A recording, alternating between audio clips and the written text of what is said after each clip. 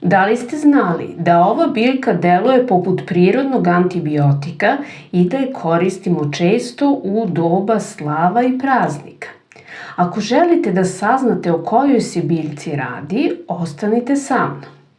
A vi pratite kanal.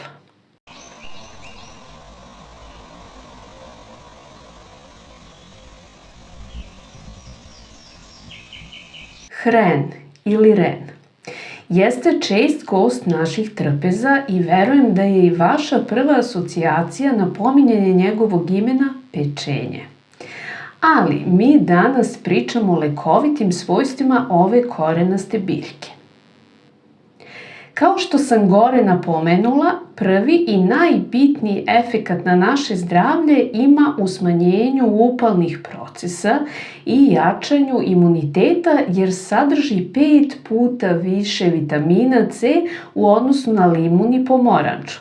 Tako da pozitivno utiče na smanjenje simptoma poput bronhitisa, kašlja i sinusitisa. Iz ličnog iskustva vam preporučujem da se inhalirate, odnosno udišete miris sveže pripremljenog domaćeg rena, jer vam veoma brzo može otpušiti nos. Možda nije prijatan osjećaj, ali je veoma koristan. Drugo, veoma korisno dejstvo jeste diuretsko dejstvo, odnosno sprečavanje zadržavanja tečnosti u organizmu zbog prisustva supstance koja se zove sinigrin.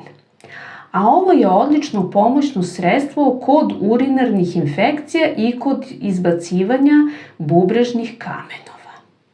Treće korisno dejstvo jeste smanjenje upale kod artritisa i u ove svrhe se u kineskoj medicini koristi dugi niz godina. Dalje, on čisti krv i samim tim pozitivno utiče na smirenje alergija. Naravno, treba voditi računa o doziranju samog rena i ne treba ga jesti u velikim količinama, ili prilikom stavljanja obloga na zglobove rena ne treba imati više od prosečno 2% da ne bi došlo do iritacije kože. Mada, s obzirom koliko ga koristimo, inače u ishrani, mislim da smo naučili da prilagodimo količinu koju pojedemo. Nadam se da vam se svideo današnji video i da ste saznali neka nova lekovita dejstva hrena, odnosno rena. Molim vas da zapratite moj kanal, lajkujete, delite i komentarišete videe, pogledate naravno i prethodne i kliknete na zvonce kako bi bili u toku sa novim videima i pričamo o lekovitim svojstvima naše drage prirode. Onima koji slave Božić 7. januara želim srećne božićne praznike. Do sledeće nedelje, živi, zdravi bili!